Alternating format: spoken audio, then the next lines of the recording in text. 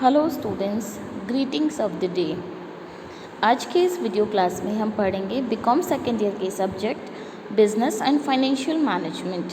इसका second paper banking law and practice अभी हम पढ़ रहे हैं, बैंकिंग विधि एवं व्यवहार। इसका आज मैं एक नया चैप्टर स्टार्ट करने जा रही हूँ जो कि है banks, definition, system and functions.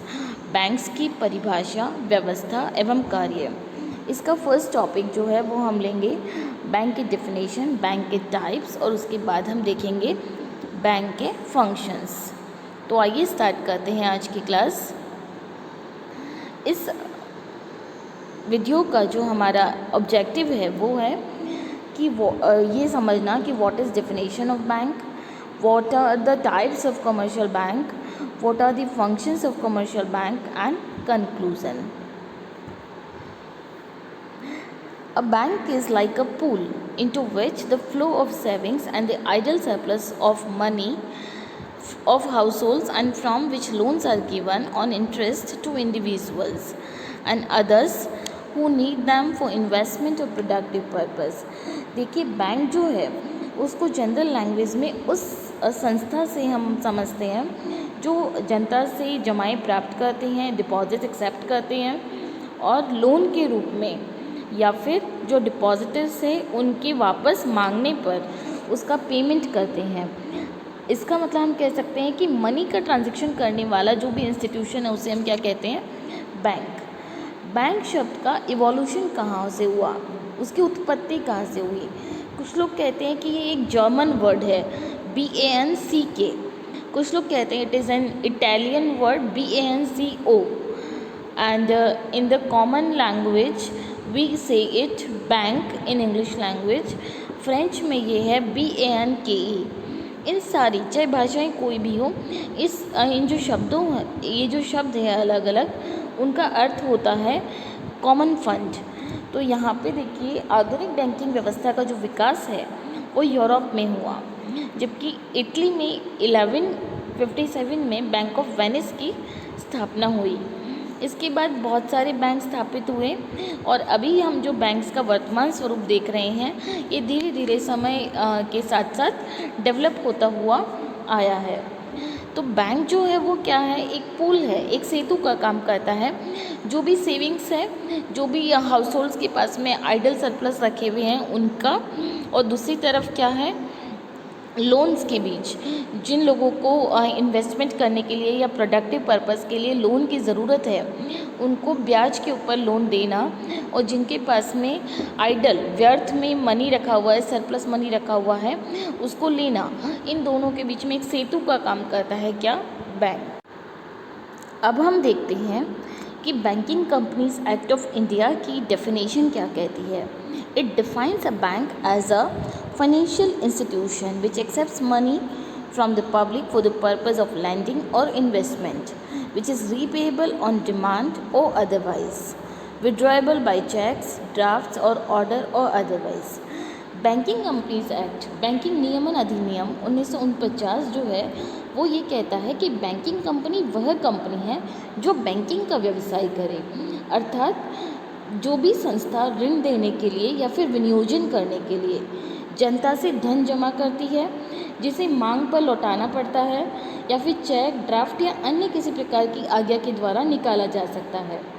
इसी प्रकार भारतीय विनिमय साध्य विलेख अधिनियम जो नेगोशिएबल इंस्ट्रूमेंट्स एक्ट है, उसने कहा है कि बैंकिंग के अंतर्गत बैंकिंग का कार्य करने वाला प्रत्येक व्यक्ति तथा डाकघर जो है वो भी बचत बैंक में शामिल है। अर्थात कोई भी ऐसी संस्था जो पब्लिक को लोन देने के लिए या फिर कहीं इन्वेस्ट करने के लिए जमाएं स्वीकार करती है, और वो जो जमाएं हैं वो जमा करता चेक से निकाल सकता है, ड्राफ्ट से निकाल सकता है या अन्य किसी प्रकार की आज्ञा के द्वारा निकाल सकता है। अकॉर्डिंग टू कल्बर्स्टन, ये डेफिनेशन है, commercial banks are the institutions that make short term loans to business and in the process create money. देखिए, बैंक जो है वो इस डेफिनेशन के अकॉर्डिंग बिजनेस हाउसेस को लोन प्रोवाइड करता है और इस प्रोसेस में वो मनी क्रिएट करता है। मनी क्रिएशन का एक अपना प्रोसेस है जो हम आने वाले चैप्टर्स में डिटेल में पढ़ेंगे। अभी मैं यहाँ पे ब्रीफ में बता रही हूँ कि एक बैंक जो है अपने पास उपलब्ध जो भी रिज़र्व है उससे कई गुना ज़्यादा लोन्स दे सकता है। इस प्रोसेस के थ्रू हम कहते हैं कि बैंक क्रेडिट क्रिएट करता है या फिर मनी क्रिएट करता है। Now we are coming to types of commercial banks. एक कमर्शियल बैंक्स के क्या क्या टाइप्स हो सकते हैं। सबसे पहले deposit banks. Deposit banks are the banks which accept deposits from the public.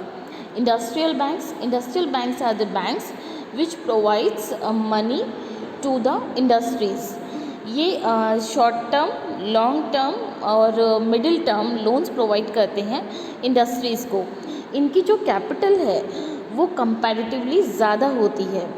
इनमें भारतीय औद्योगिक वित्त नियम IFCI, भारतीय औद्योगिक विकास नियम IDBI, भारतीय औद्योगिक विकास साख एवं विनियोग निगम ICICI, अलग अलग तरह के राज्य वित्त निगम जो कि 18 हैं, ये सभी बैंक्स जो है वो किस में आते हैं, इंडस्ट्रियल बैंक्स की कैटेगरी में। उसके बाद में सेविंग बैंक्स। सेविंग बैंक्स जो है वो भारत में छोटी छोटी जो सेविंग्स है उनको प्रमोट करता है और रूरल एरियाज़ में भी नॉर्मल बैंकिंग की सुविधा की दृष्टि से पोस्ट ऑफिस बचत खाते जो हैं वो भी सेविंग बैंक्स का ही एक रूप है। उसके बाद में आता है एक्सचेंज बैंक्स। एक्सचेंज बैंक जो है वो फॉरेन करेंसी में डील करता है। मीन्स एक कंट्री की करेंसी के बदले दूसरी कंट्री की करेंसी एक्सचेंज करने का काम करता है। That is known as exchange banks. Agricultural banks are those banks जो कि कृषि के लिए या फिर कृषि की जो अलाइड एक्टिविटीज़ है लाइक फ्लारिकल्चर, हॉर्टिकल्चर, इनके लिए लोन प्रोवाइड करता है। इस दिशा में एक बैंक है NABARD, national agriculture bank and national agriculture bank for rural development, that is national bank of agriculture and rural development. इसको ये जो है दैट इज़ अ शीर्ष संस्था, ये एक अपेक्स बैंक है जो कि लोन प्रोवाइड करता है किसके लिए, एग्रीकल्चर सेक्टर में डेवलपमेंट के लिए। उसके अलावा और भी अलग अलग तरह के बैंक्स हो सकते हैं लाइक सेंट्रल बैंक जो हमारा रिजर्व बैंक ऑफ इंडिया है, और जो इंडिजीनियस बैंकर्स है, स्वदेशी बैंकर्स है, प्राइवेट सेक्टर बैंकर्स है। तो ये सारे जो बैंक है ये अलग अलग टाइप के बैंक्स हैं, इनके अलग अलग फंक्शंस हैं, अलग अलग कार्य हैं, लेकिन कहीं ना कहीं इनका जो ऑब्जेक्ट है वो या तो डिपॉजिट एक्सेप्ट करना है या फिर लोन प्रोवाइड करना है। So these are called I am not using the word या हियर, दोनों ही काम ये बैंक्स करते हैं। उसके बाद में आता है functions of commercial banks. Commercial banks के क्या फंक्शंस हैं? Commercial banks have to perform a variety of functions which are common to both develop and developing countries. चाहे डेवलप्ड कंट्री का बैंक हो चाहे डेवलपिंग कंट्रीज़ का बैंक हो, इनको कुछ काम है जो वो परफॉर्म करना ही होता है। These are known as general banking functions of commercial bank, जिन्हें साधारण बैंकिंग फंक्शंस कहा जाता है। इनको हम मेनली दो कैटेगरीज में डिवाइड करते हैं, प्राइमरी फंक्शंस, सेकेंडरी फंक्शंस, प्राथमिक कार्य और द्वितीयक कार्य। तो पहले हम देखते हैं कि बैंक्स के प्राथमिक कार्य क्या है। देखिए, सबसे पहले आता है एक्सेप्टेंस ऑफ डिपॉजिट्स। पब्लिक से डिपॉजिट्स एक्सेप्ट करना, मीन्स जो हाउस होल्ड्स के पास छोटी छोटी जमाएँ हैं जो व्यर्थ में रखी है, जो कहीं काम नहीं आ रही है, उनको पब्लिक से एक्सेप्ट करना। और उनके लिए एक्सेप्ट करने के लिए क्या होता है, अलग अलग तरह के अकाउंट ओपन किए जाते हैं, जो हो सकते हैं saving account, fix deposit account, recurring deposit account या फिर करंट अकाउंट जो कि बिजनेस हाउसेस खोलते हैं। तो इस तरह से सबसे पहला कार्य जो है that is accepting of deposits. उसके बाद में आता है एडवांसिंग ऑफ लोन्स। बैंक अलग अलग पर्पज़ के लिए, प्रोडक्टिव पर्पज़, अनप्रोडक्टिव पर्पज़ के लिए लोन देने का कार्य करता है। और ये जो लोन है वो जैसे होम लोन या फिर व्हीकल लोन इस तरह से दिया जा सकता है। Credit creation. क्रेडिट क्रिएशन हमने जैसा कि पिछले स्लाइड में देखा था, मनी क्रिएट करता है, मतलब बैंक अपने पास उपलब्ध कैश रिजर्व से कई गुना ज़्यादा लोन दे सकता है। That process is known as credit creation. उसके बाद में आता है क्लियरेंस ऑफ चेक्स। जो हम चेक ड्रॉ करते हैं, अगर आपका बैंक में कोई सेविंग अकाउंट है या फिर आपका करंट अकाउंट है, उसके अगेंस्ट आप किसी जिसको आपको पेमेंट करना है उसको आप चेक ड्रॉ करके दे रहे हैं, तो उन चेक्स की क्लियरिंग का कार्य भी कौन करता है? बैंक करता है। सपोज़ आपका अकाउंट पंजाब नेशनल बैंक में है और आपका जो कस्टमर है, आपका जो सप्लायर है, उसका account state bank of India में है, लेकिन इसके लिए ज़रूरी नहीं है कि आप उसको पेमेंट करेंगे तो आपको SBI का ही उसे चेक देना पड़ेगा। आप PNB का भी चेक दे सकते हैं। अब वो ले जाकर अपने स्टेट बैंक ऑफ इंडिया में वो चेक रख देगा कलेक्शन के लिए। अब उस चेक की क्लियरिंग करने का काम जो है वो बैंक का है। SBI की ड्यूटी है कि वो PNB में आपके अकाउंट से पैसा विड्रॉ करे और आपके जो सप्लायर है उसके अकाउंट में पैसा क्रेडिट करे। उसके बाद में आता है फाइनेंसिंग फॉरेन ट्रेड। जो फॉरेन ट्रेड है उसमें गारंटी देने का काम, उसमें लेटर ऑफ क्रेडिट देने का काम, उसके लिए लोन देने का काम ये भी करता है बैंक। उसके बाद में आता है रेमिटेंसेस ऑफ फंड्स। एक जगह से दूसरी जगह फंड्स ट्रांसफ़र करने के लिए भी आप बैंक का उपयोग कर सकते हैं। अभी तो नेट बैंकिंग बहुत ही इजी, नेट बैंकिंग के अलावा छोटे छोटे पेमेंट बैंक्स हैं।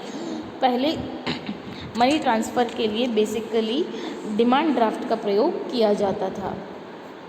तो ये है बैंक के प्राइमरी फंक्शंस। अब हम सबको डिटेल में देखेंगे। सबसे पहले आता है acceptance of deposits. It is the most important function of commercial bank. सबसे ज़्यादा इम्पॉर्टेंट फंक्शन है। They accept deposit in several forms according to the requirement of different sections of the society.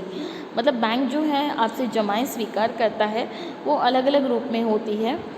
ये जमाएँ कौन कौन से रूप में हो सकती है? सबसे पहले करंट अकाउंट डिपॉजिट्स और demand deposits. Current account deposits एक तरह के डिमांड डिपॉजिट्स हैं।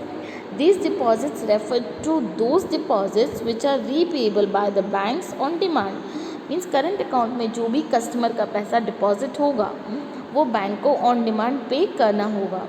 Such deposits are generally maintained by businessmen with the intention of making transactions with such deposits. Current account generally कौन ओपन करता है? बिजनेसमैन, क्योंकि इसमें एक दिन में कितने भी ट्रांजेक्शन किए जा सकते हैं, उसके ऊपर कोई लिमिट नहीं हो सकती है, तथा इसके अगेंस्ट चेक भी ड्रॉ हो सकता है, इसमें कोई रेस्ट्रिक्शन नहीं है। बैंक्स डू नॉट पे any interest on these accounts. Generally current account के ऊपर बैंक कोई इंटरेस्ट पे नहीं करते हैं। Rather bank impose service charges for running the accounts.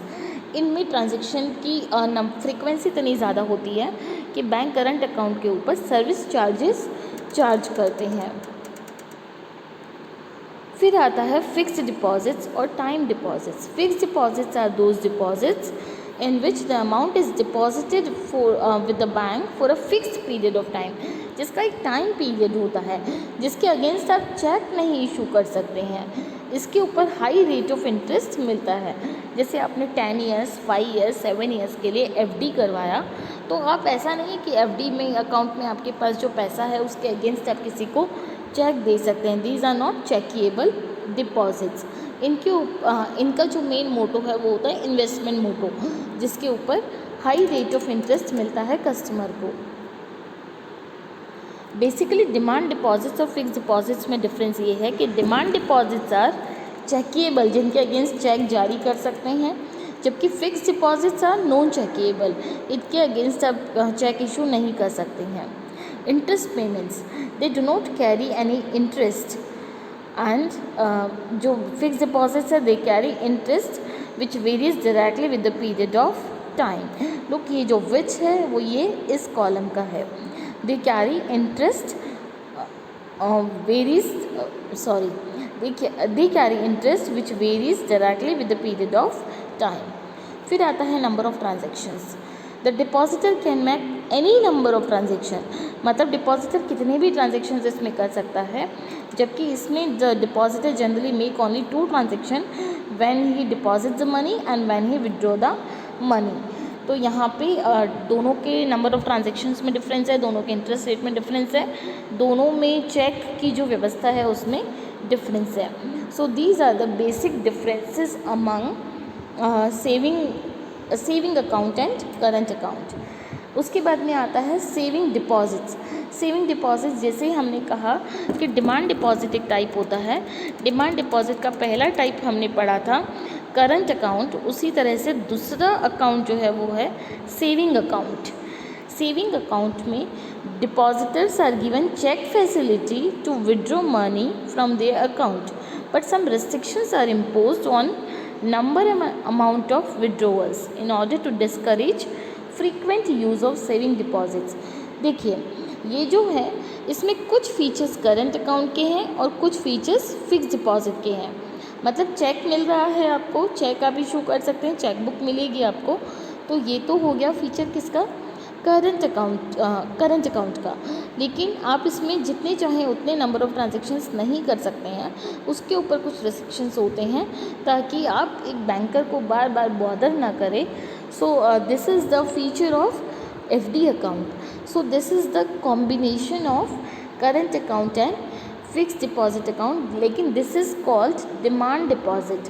इसको भी आप जब चाहें जब पैसा विड्रॉ कर सकते हैं। ऐसा नहीं है कि आपने 5 साल के लिए FD बनवा ली तो अब आप इसमें पैसा अब आप इसमें से विड्रॉ नहीं कर सकते। ये फिक्स डिपॉजिट अकाउंट की तरह बिल्कुल नहीं है। They carry a rate of interest, इस पर आपको इंटरेस्ट मिलेगा, जैसे कि करंट अकाउंट पे इंटरेस्ट नहीं मिलता है, FD पे इंटरेस्ट मिलता है।